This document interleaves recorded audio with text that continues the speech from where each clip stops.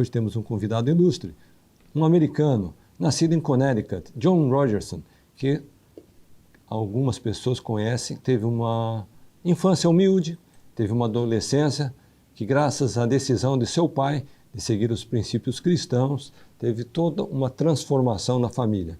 E hoje nós vamos falar sobre o surgimento e a fundação e como que foi o início da Azul Linhas Aéreas no Brasil, ele que é o presidente. John, é uma satisfação recebê-lo aqui, e gostaríamos que você pudesse se apresentar para os nossos convidados, nossa audiência, relatando como foi a decisão da Azul vir para o Brasil. O Carlos, eu estava trabalhando no JetBlue em Nova York e o fundador do JetBlue, David Neeleman, foi demitido de sua própria empresa. Então, imagine isso, né? Foi tirado, tivemos um episódio onde ele foi tirado, eles acharam, puxa, empresário não é bom para continuar tocando o negócio. Eu era financeiro do JetBlue naquela época, e ele foi tirado e botaram ele no conselho. E você, como empresário, sabe isso bem. Um empresário não é bom no conselho porque fica assim o tempo inteiro tentando mudar as coisas. E ele falou, puxa, John, você fala português? Eu falo. É meio ruim, mas falo. Então vamos para o Brasil, né? Tem uma grande oportunidade no Brasil. Ninguém voa no Brasil. Naquela época, só 25 milhões de pessoas estavam voando no Brasil naquela época, muito baixa. Então, eu veio para o Brasil com minha esposa, estava grávida de 8 meses quando chegamos aqui no Brasil pela primeira vez e vemos a oportunidade e ficamos no hotel do luxo e todas as coisas porque o David Neeleman estava vendendo naquela época. Então, botou a gente no Pão de Açúcar em Rio de Janeiro, fizemos um tour e tudo, e ele falou, nós vamos criar o melhor empresário do mundo aqui neste país. Você vem? Eu falei, puxa, David, eu tenho uma esposa grávida, tem tudo isso, e nunca veio para o Brasil, essa foi a primeira vez, e eu estava bem confortável na vida, né? Sabia, eu estava morando em Connecticut, trabalhando em Nova York, eu estava ganhando bem, eu estava crescendo a minha carreira, e ele falou para mim, puxa, você vai ficar arrependido a vida inteira se você não pega essa jornada junto comigo. Então, eu sabia que eu não podia olhar alguma coisa acontecer e dizer, puxa, eu podia ter sido parte, né? E criar algo do zero, né? Estar aqui antes da primeira aeronave. E eu vi muitas coisas que deu errado em outras empresas aéreas. Não, puxa, um papel limpo para começar de zero e uma grande oportunidade para mudar a vida de um monte de gente aqui no Brasil. Este foi o desejo que nós tivemos. Então, um grupo de 8 gringos, né, veio para o Brasil em mais ou menos março de 2008 e começamos a empresa de zero. Amigos e amigas, nós estamos ouvindo aqui a história emocionante de John Rogerson e como que foi o surgimento da Azul no Brasil. E para você que não conhece, o grande presidente David Neeleman, ele é brasileiro, nascido em São Paulo. Os seus pais, jornalistas, moravam aqui no Brasil por ocasião do nascimento do David. E mais tarde, David retorna para os Estados Unidos e funda várias empresas aéreas lá. E ele tem paixão para o setor de educação, mas ele foi capaz de contaminar o amigo John, para o John vir ao Brasil, então, para fazer a abertura, a fundação da Azul aqui entre nós. Priscila.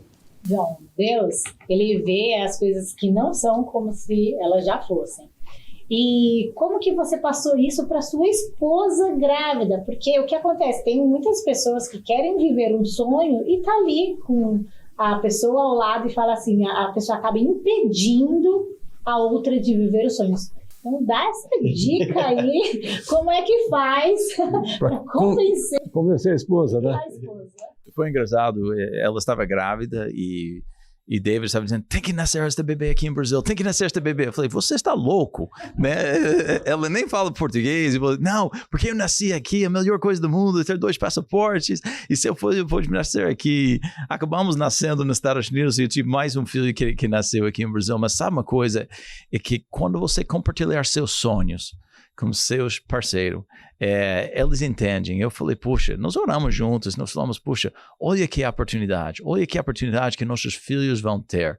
Então, nós estamos começando algo do zero, então nós vamos conhecer uma outra cultura, nós vamos conhecer muito mais gente. E cada vez que eu conhecia um brasileiro, são as pessoas mais simpáticas do mundo, né? O abraço que tem. Então, nós viemos, ajudou que nós viemos com outros gringos também, né? Então, teve algumas amigas que minha esposa tinha naquela época, mas quando você quer fazer algo e você conta e você tem ajuda da oração, né? Ajuda com sua esposa e dizer, puxa, vamos orar se isso é a coisa certa para nossa família, porque por alguma outra família talvez não seja. Então, e Deus vai providenciar o caminho para vocês.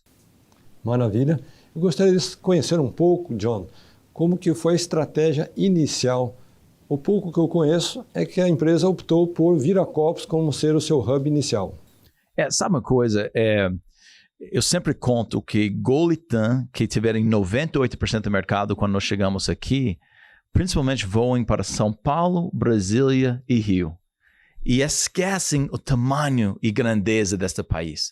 Eles esquecerem Mato Grosso, eles esquecerem o norte do país, eles esquecerem o interior de São Paulo, né? Você é caminheiro, você sabe a riqueza e a grandeza no interior de São Paulo. Então, nós começamos, né, um pouco fora deste triângulo. A gente não voava para Congonhas, por exemplo, o aeroporto principal deste país. Não voávamos para Guarulhos. Começamos em Viracopos, que foi um deserto. Eu lembro andando naquele aeroporto um dia e nós vamos, esta vai ser nossa casa. Isso que nós vamos tornar, criar milhares de empregos. E quando nós começamos a contratar brasileiros, eles falaram, puxa, eu quero trabalhar em sua empresa, mas não vai dar certo. Viracopos não vai dar certo. E sabe uma coisa? Eu vou contar uma história, é um pouco comprido, mas fomos para Rio de Janeiro, porque, puxa, Viracopos, ninguém está lá, não tem tanta gente. E fomos para Rio e encontramos com Sérgio Cabral. E começamos pensando, não, vamos montar uma empresa aérea aqui em Rio de Janeiro. E o David e a gente fomos para falar com o Sérgio Cabral e ele falou, não, vai ser super bem-vindo aqui, ter sua empresa aqui, vai criar milhares de empregos, vamos botar simuladores de voo e tudo. E um dia pelo outro, o Sérgio Cabral falou que vocês não são bem-vindos à nossa cidade. Imagina isso. E nós ficamos tão chateados mesmo, como isso vai dar certo, né? Um político falou que nós não éramos bem-vindos na cidade. Então, sede da Azul estava para estar em Rio de Janeiro, né? Milhares de empregos naquela cidade. E agora a gente sabe por quê, né? E Deus sabe por quê. Então, e Ele está pagando por seus pecados na cadeia neste momento.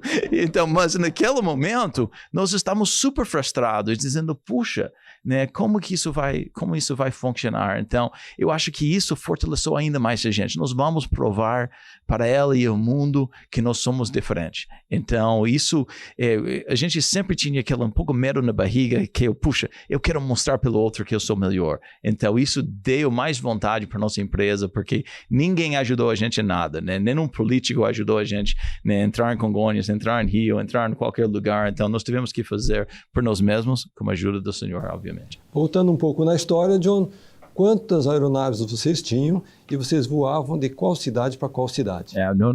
Naquele primeiro dia, né, nós tivemos só 3 aeronaves e voamos para Campinas, para Salvador. 1, 2, 3, assim?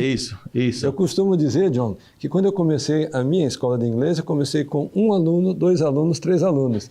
E hoje eu estou sabendo aqui que você começou com 1 avião, 2 aviões, 3 aviões. É isso mesmo, e foi bem humilde, né? Então, a gente começou, né, esses bate-voltas para Salvador e para Porto Alegre. E depois nós ficamos, puxa, vamos adicionar ainda mais destinos, né? Então, aquele primeiro ano tivemos 15 destinos. Agora nós temos 147. E nós temos 150 aeronaves. E sabe uma coisa?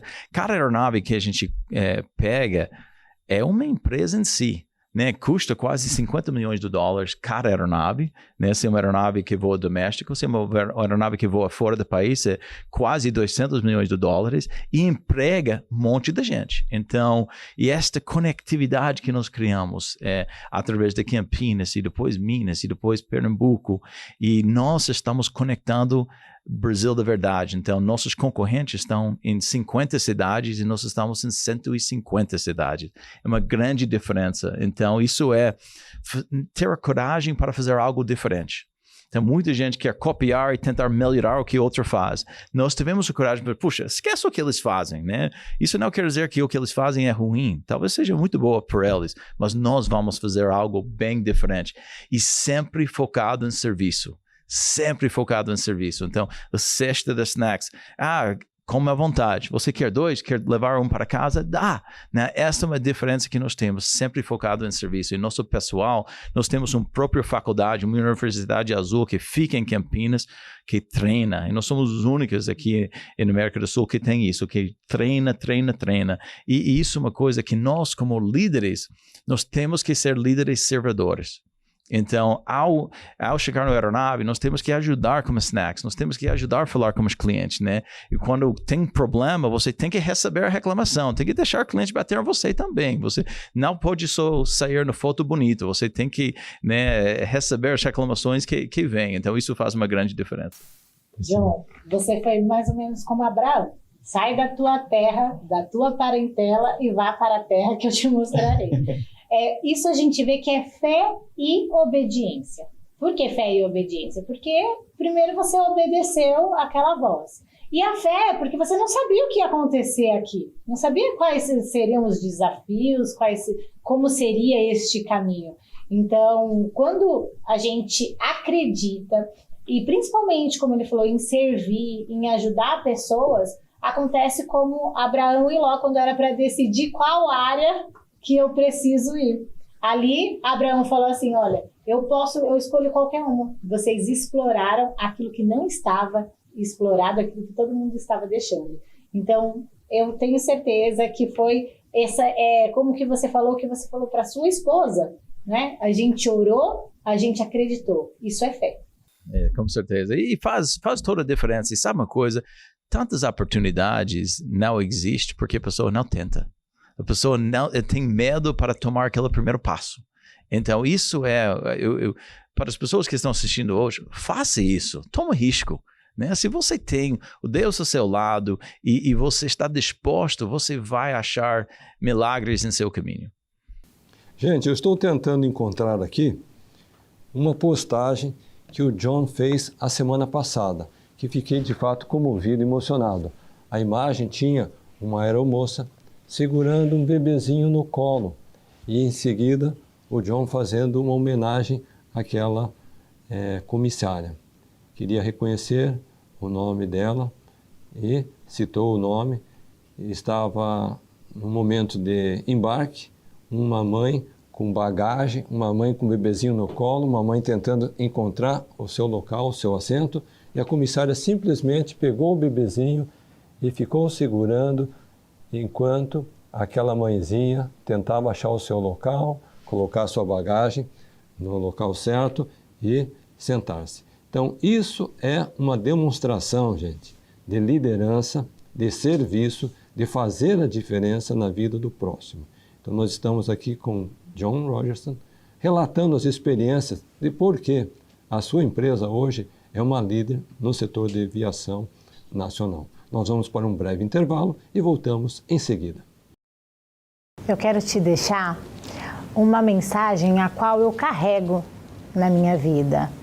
Eu vim de uma família muito simples e eu sei que muitas vezes você está aí e não sabe por onde começar, não sabe qual é o seu propósito, não consegue se animar, porque tantas coisas podem ter acontecido na sua vida, alguém que pode ter te traído, você pode ter perdido o emprego, mas eu quero mostrar para você que você pode conseguir, porque quando você confia em Deus, Ele faz além do que você pediu ou imaginou. E é assim que eu fiz na minha vida. Então, com a minha história, quero passar para você que como eu vim dessa vida simples, 4 irmãos, meu pai e minha mãe morando numa casinha lá bem humilde. Eu sempre sonhava em ajudar crianças, eu sempre sonhava em poder dar uma vida melhor para o meu próximo. como eu também buscava. Então, o que eu falo para você é não foque no que está acontecendo de ruim. Deus, ele vê as coisas que não são como se elas já fossem. E ele olha para você, você é um filho querido dele. Então eu tenho certeza que você vai conseguir chegar aonde você quer. Hoje eu agradeço a Deus, porque hoje eu sei que eu posso abençoar milhares de vidas através do meu trabalho e também de tudo que eu passei na minha infância. Eu estou aqui para te dizer que o Senhor exalta o humilhado. Então, creia, porque eu tenho certeza que Ele tem o melhor para você. As pessoas com frequência me perguntam: Carlos, qual é o caminho do sucesso? E eu respondo da seguinte forma: em primeiro lugar, acredite em você. Lamentavelmente, tem muitas pessoas que não acreditam em si mesmas. Se você não acredita em você, quem vai acreditar? Então, o primeiro passo é você acreditar em si mesmo. Mas não basta somente acreditar em você. Você precisa acreditar em Deus. Sabe por quê? Deus é fonte de todo conhecimento, de toda sabedoria, é fonte de inspiração, é fonte de inteligência. E você precisa ter essa humildade de ir buscar sabedoria na fonte daquele que tudo sabe, tudo pode e que tudo conhece. Terceiro, acredite nas pessoas que Deus coloca ao seu redor. Eu tenho a plena convicção que Deus tem anjos invisíveis e anjos visíveis. Anjos invisíveis são aqueles que vêm do além para nos socorrer. Mas Deus também manda pessoas inspiradas, pessoas do bem, que estão próximas a você para lhe dar a mão, lhe inspirar e caminhar junto. Quarto, acredite no seu potencial infinito de realização. Você é dotado de dons, atributos e talentos divinos.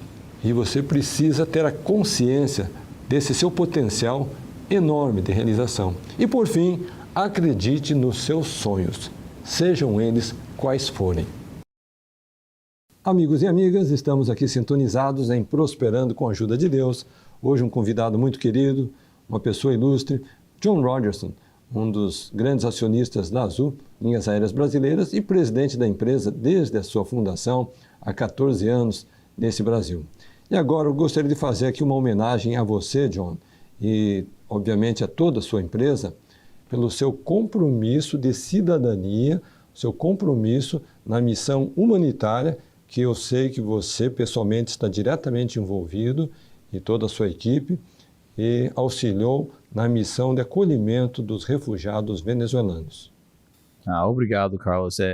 Foi você que alertou a gente. Então, nós temos um grande ativo, nós temos conectividade. Então, quando nós vimos a tristeza que estava acontecendo na Venezuela, você me ligou e falou, nós temos que ajudar. Puxa, e nosso pessoal...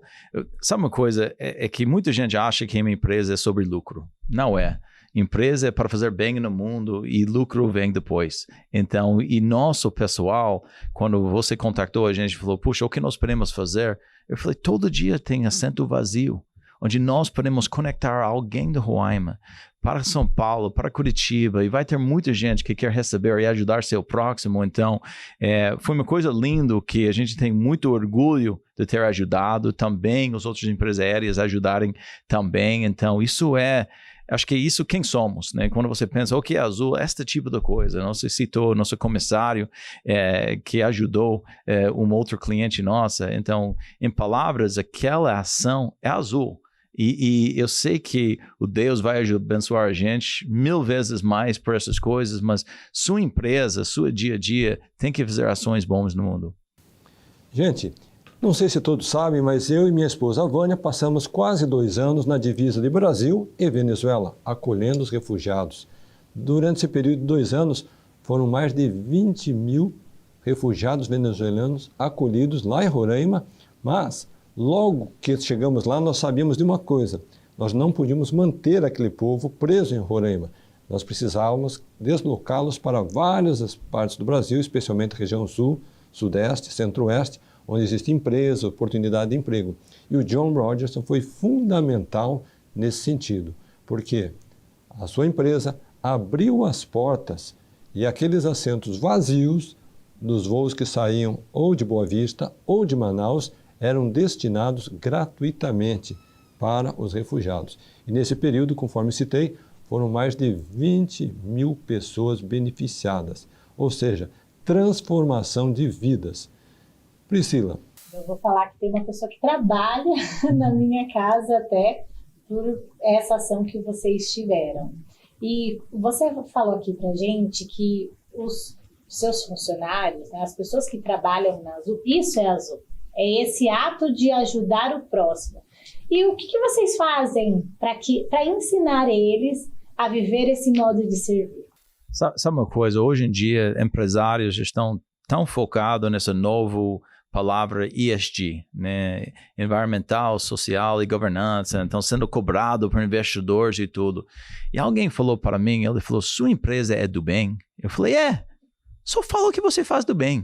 Esquece esta palavra e só fala o que você faz do bem, porque uma empresa do bem que ajuda seu próximo é melhor do que ESG. É muito melhor do que isso. Então, a gente olha a oportunidade para ajudar nosso próximo em qualquer coisa. Eu lembro quando nós tivemos enchentes em Rio de Janeiro. Nós tivemos estas... Então, sempre tem pessoas dentro da empresa que, puxa, eu quero ajudar. E eles me ligam, puxa, nós podemos fretar uma aeronave para trazer coisas para tal lugar. Claro, se é para ajudar seu próximo, é assim. Quando nós tivemos a pandemia, a Azul anunciou que nós íamos transportar de graça todas as vacinas da Covid. E lembra que a gente está em 150 cidades, os lugares mais remotos. Então, com certeza, nós salvamos milhares de vidas só chegando a vacina em lugares mais remotos do país. Mas é quem somos. O que eu faço como presidente é ter um ambiente onde os colaboradores querem fazer isso, porque eles vão fazer. Mas se você tem um ambiente que só pensa em lucro, que só pensa em cobrar, você não vai ter um ambiente onde o seu funcionário se sente à vontade para ajudar seu próximo. Então, o que eu faço dentro da empresa, eu tento elogiar as pessoas que estão fazendo bem no mundo, né? Então, nós tivemos uma família cego, né, que chegou no aeroporto com um ticket falsificado. E nosso agente do aeroporto entrou no bolso dele e comprou a passagem por eles, né? Para ajudar seu próximo. Então, este é o tipo de experiência. Obviamente, eu dei o dinheiro de volta para ele e dei uma grande elogio, mas este é o tipo de coisa que nós queremos ser, né? Ser uma empresa do bem. Uma empresa do bem não precisa ser visto, né, em todos os lugares fazendo essas coisas. Você faz em seu dia a dia. Então, eu li esta coisa do Teddy Roosevelt, que fala que os críticas não se importam, né? O que se importa são as pessoas que estão dentro do jogo, soando, no dia a dia, ajudando. Então, porque sempre vai ter crítica, mas as críticas não são as pessoas importantes. Então, o que nós temos que fazer é levantar e fazer o que é certo no mundo. E se fizer isso, as outras coisas vão se cuidar de si mesmo. E uma característica que eu noto dos seus colaboradores, do seu time, é que eles têm uma paixão pela Azul. Eu vou relatar uma experiência que eu vivenciei num voo. Eu estava nas primeiras fileiras no Espaço Azul e a comissária estava conversando com alguns passageiros. E daí um passageiro fez a pergunta para a comissária: a aviação é uma área de risco. Você já pensou que talvez você possa perder a vida num voo, num acidente? E daí eu fiquei emocionado, John, com a resposta que a sua funcionária deu. Ela disse, sabe de uma coisa? Eu e você, um dia nós vamos deixar essa vida. Todos nós vamos morrer. A coisa que eu mais amo, a coisa que eu tenho mais paixão para fazer na vida é a aviação. E se Deus resolver me levar fazendo aquilo que eu mais amo fazer, para mim vai ser a maior alegria. Gente, que emoção ouvir uma declaração de uma funcionária como essa. E isso não tem preço, né? Então, o Carlos, eu vou chorar também quando eu penso em Covid, né?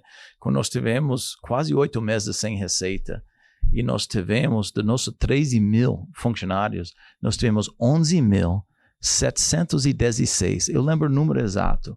Pessoas que tiraram licença não remunerada para ajudar a empresa. Que levantarem a mão e dizerem, puxa, eu vou ajudar a empresa neste momento difícil, porque uma empresa também é como família. Eu falo isso, em sua família, você não tem que gostar de todo mundo em sua família, mas tem que amá-los. Então, isso é uma grande diferença que nós sentimos como família dentro da empresa. Então, isso, paixão para servir, vem disso. Então, ajudar uns aos outros, né? Porque eles vejam isso dos seus líderes, né? Um líder servidor que ajuda seu próximo. Então, a gente faz pesquisa de clima todo ano para ver quem é bom líder, o que eles fazem bem, o que eles têm que corrigir, né? E a gente usa isso para a remuneração do líder, né? Se você não tem uma boa pesquisa de clima dentro da Azul, você não vai receber um bônus. Impossível, você não vai ser promovido. A pesquisa de clima pesa mais do que a margem da empresa na remuneração dos nossos tripulantes. E a gente ouvindo essas histórias que não tem como a gente ficar emocionado aqui, né? Eu até relembrei aqui da minha infância, de tudo que eu vivi, e hoje eu posso ajudar também milhares de jovens aí todo mês.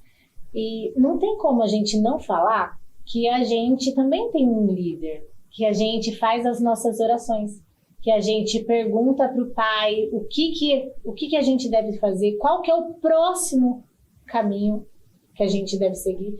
Então, o que você espera aí para os próximos anos?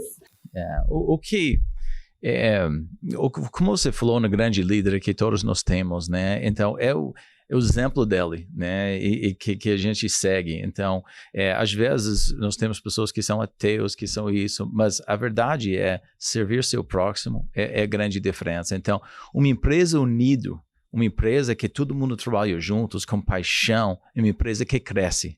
Então, eu brinco aqui para nossos colaboradores que nós estamos no meio do rio Tietê, neste momento, né? Então, está fedendo e tudo, então, mas nosso nariz está saindo. Então, nós vamos chegar no outro lado e nós vamos ter algum mago desta crise que nós passamos, mas somos vivos e nós somos prontos para voltar a crescer.